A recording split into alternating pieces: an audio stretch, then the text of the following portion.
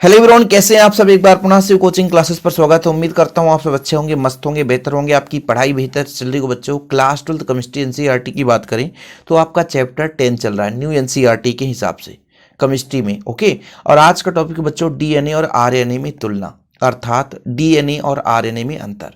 बच्चों, इसके पहले हमने न्यूक्लिक अम्ल पर एक वीडियो प्रोवाइड किया है। 2024 के लिए आप तैयारी कर रहे हैं तो आप लोगों को हमारे 2024 के प्लेलिस्ट में मिल जाएगा, जिसमें हमने आपको लगभग 1 घंटे के लेक्चर में पूरा न्यूक्लिक अम्ल समझाया है। उस न्यूक्लिक अम्ल में जो आपके सिलेबस में 2 प्रकार है बच्चों, डीएनए और आरएनए, इस पर पूरा कंप्लीट चर्चा किया है। तो प्लीज़ आप लोग उसे ज़रूर देख लेना, और भी उस पर जो भी कमी आया हो नज़र आपके तो उसे आप लोग बताना, तो उस पर भी मैं सेपरेट वीडियो दे दूंगा। फिलहाल यहाँ पर डीएनए और आरएनए न्यूक्लिक अम्ल के ही प्रकार हैं। यदि हम डीएनए की बात करते हैं तो इसका नाम हो जाता है न्यूक्लिक अम्ल से डीऑक्सीराइबोज न्यूक्लिक अम्ल। न्यूक्लिक अम्ल के 2 प्रकार ही आपके सिलेबस में है। न्यूक्लिक अम्ल किससे मिलकर बना होता है? एक तो आपका पेंटोज शर्करा से, मतलब वहाँ पे शर्करा रहेगा, या तो डीऑक्सीराइबोज या तो राइबोज रहता है। और दूसरा होता है बच्चों आपका नाइट्रोजनी क्षार, जैसे adenine, guanine, cytosine, uracil, thymine. एक फास्फेट समूह होता है, फास्फेट समूह यानी PO4 3 नेगेटिव, इनसे मिलकर के आपका बना होता है क्या? न्यूक्लिक अम्ल। ये चीज मैंने सेपरेट बताया था बच्चों। अब जैसे न्यूक्लिक अम्ल में जो नाइट्रोजनी बेस यदि थायमिन है तो वो डीएनए है, यदि यूरेसिल है तो आपका आरएनए है। मतलब जो नाइट्रोजनी बेस थायमिन होता है वो डीएनए में पाया जाता है, और जो नाइट्रोजनी बेस यूरेसिल होता है वो आपके आरएनए में पाया जाता है। फिलहाल तो जैसा कि मैंने आपको बताया कि ये जो आपका डीएनए आरएनए है न्यूक्लिक अम्ल का भाग है, और न्यूक्लिक अम्ल पेंटोज शर्करा, नाइट्रोजनी क्षार, फास्फेट समूह से बना होता है। तो जब हम डीएनए की बात करते हैं तो ये पेंटोज शर्करा के डीऑक्सीराइबोज से मिलकर बना होता है, यानी डीएनए में डीऑक्सीराइबोज शर्करा पाया जाता है।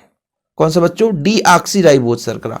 और आरएनए में राइबोज शर्करा, नाम ही पता चल रहा है आरएनए, राइबोज न्यूक्लिक एसिड, तो इसमें राइबोज शर्करा पाया जाता है, जबकि आपके इसमें डीऑक्सीराइबोज शर्करा पाया जाता है। ये बिल्कुल बहुत ही सिंपल अंतर है। आप लोग यानी उस लेक्चर को देखें तो क्लियर है। तो एक डिफरेंस तो आपको क्लियर हुआ बच्चों कि आरएनए में कौन सा शर्करा पाया जाता है, तो राइबोज शर्करा, और डीएनए में डीऑक्सीराइबोज शर्करा। ये चीज हो गया। अब मैंने जब बात किया कि नाइट्रोजनी बेस टोटल 5, 2 आपका प्यूरिन, 3 पिरिमिडीन, तो जो आपका आरएनए होता है इसमें यूरेसिल पाया जाता है थायमिन की जगह, और डीएनए में थायमिन पाया जाता है। अब देखिए बंध बनाते हैं, जैसे मान लीजिए एडेनिन थायमिन, एडेनिन डीएनए में एडेनिन का बंध थायमिन के साथ बनता है, और आरएनए में एडेनिन का बंध यूरेसिल, मतलब ये 4 जोड़े होते हैं। एडेनिन का जोड़ा थायमिन होता है डीएनए में, और यहां पर आरएनए में एडेनिन का जोड़ा यूरेसिल होता है। संरचना में हमने आपको बहुत अच्छे तरीके से बताया था कि ये जो आरएनए होता है एक अकेला सूत्र होता है। मतलब जो आप लोगों ने पढ़ा था न्यूक्लियोटाइड, न्यूक्लियोसाइड अलग है और न्यूक्लियोटाइड अलग है। ध्यान रखिएगा, न्यूक्लियोसाइड अलग है और न्यूक्लियोटाइड अलग है। तो न्यूक्लियोसाइड नाइट्रोजनी क्षार और पेंटोज से मिलकर बना होता है, और जब बच्चों न्यूक्लियोसाइड में हम फास्फेट जोड़ देते हैं तो वो बन जाता है न्यूक्लियोटाइड, और जब न्यूक्लियोटाइड की एक लंबी श्रृंखला बनती है तो बनता है हमारा आरएनए, और उसी 2 श्रृंखला में हम जब डबल हेलिक्स बना देते हैं तो आपको बन जाता है डीएनए। थोड़ा समझने की कोशिश करिए। हमने आपको कहा न्यूक्लिक अम्ल 3 भाग से मिलकर बना होता है, नाइट्रोजनी क्षार, पेंटोज और फास्फेट। तो जब नाइट्रोजनी क्षार पेंटोज के साथ जुड़ता है तो वो न्यूक्लियोसाइड बनाता है। ध्यान रखिएगा, नाइट्रोजनी क्षार पेंटोज के साथ जुड़ता है, मतलब आपका राइबोज के साथ जुड़ेगा तो न्यूक्लियोसाइड बनाएगा, और वही न्यूक्लियोसाइड में जब आपका फास्फेट समूह जुड़ जाता है, क्या बच्चों? फास्फेट समूह। तो जब फास्फेट समूह जुड़ जाता है तो वहां पर वो बन जाता है न्यूक्लियोटाइड, और जब न्यूक्लियोटाइड, कई न्यूक्लियोटाइड आपस में जुड़ते हैं तो प्राथमिक संरचना का निर्माण हो जाता है आरएनए का। और जब 2 डबल हेलिक्स संरचना कैसे निर्माण होगा, दो पॉलीन्यूक्लियोटाइड विपरीत दिशा में चलते हैं तो आपका बन जाता है बच्चों डबल हेलिक्स संरचना। ठीक है, और इनका काम है जेनेटिक पदार्थ को स्थानांतरित करना। तो ये सामान्य जेनेटिक पदार्थ है, लेकिन ये कुछ वायरसों में जेनेटिक पदार्थ पाया जाता है। मतलब डीएनए तो हमारे जीवन में हमारा बहुत ज्यादा उपयोगी अंग, वो एक प्रकार से उपयोगी अम्ल है बच्चों, अम्ल है, ध्यान रखिएगा, हमारे शरीर में पाया जाता है, जटिल कार्बनिक यौगिक है। ये हमारे गुणों को आगे पीढ़ी तक ले जाता है, मतलब आने वाले पीढ़ी तक ले जाता है। तो ये जेनेटिक पदार्थ है, जबकि कुछ वायरसों में पाया जाता है।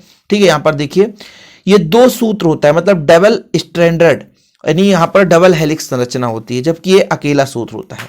इसमें डीऑक्सीराइबोज शर्करा होता है, इसमें राइबोज शर्करा होता है। इसका पूरा नाम है डीऑक्सीराइबोज न्यूक्लिक एसिड, इसका पूरा नाम है राइबोज न्यूक्लिक एसिड। इसमें एडेनिन के साथ आपका थायमिन जुड़ा रहता है बच्चों।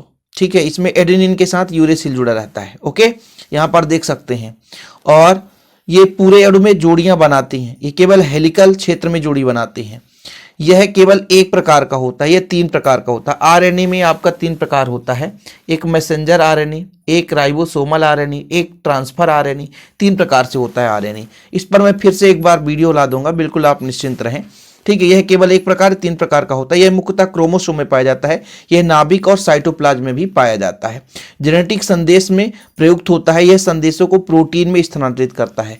मतलब डायरेक्ट संदेश नहीं पहुंचाता, बल्कि जो भी संदेश होता है उसको प्रोटीन में स्थानांतरित कर देता है, प्रोटीन के माध्यम से संदेश चला जाता है। ओके, कोई दिक्कत तो नहीं बच्चों। डीएनए में क्या होता है, बहुत बड़ी संख्या में न्यूक्लियोटाइड होते हैं, जबकि आरएनए में न्यूक्लियोटाइड की संख्या कम होती है। न्यूक्लियोटाइड और न्यूक्लियोसाइड में डिफरेंस है, ध्यान रखना।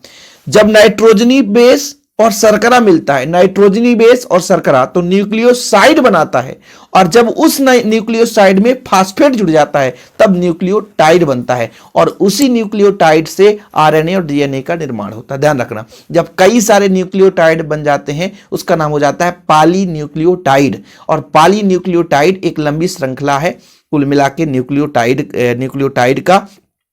तो आपका वही है बच्चों न्यूक्लिक अम्ल। ठीक है, अब जब मान लीजिए 2 पॉलीन्यूक्लियोटाइड विपरीत दिशा में क्रम में आगे बढ़ते हैं तो फिर डीएनए का निर्माण कर देते हैं, और सिंगल है तो आपका आरएनए है। ओके, फिलहाल इतना ही।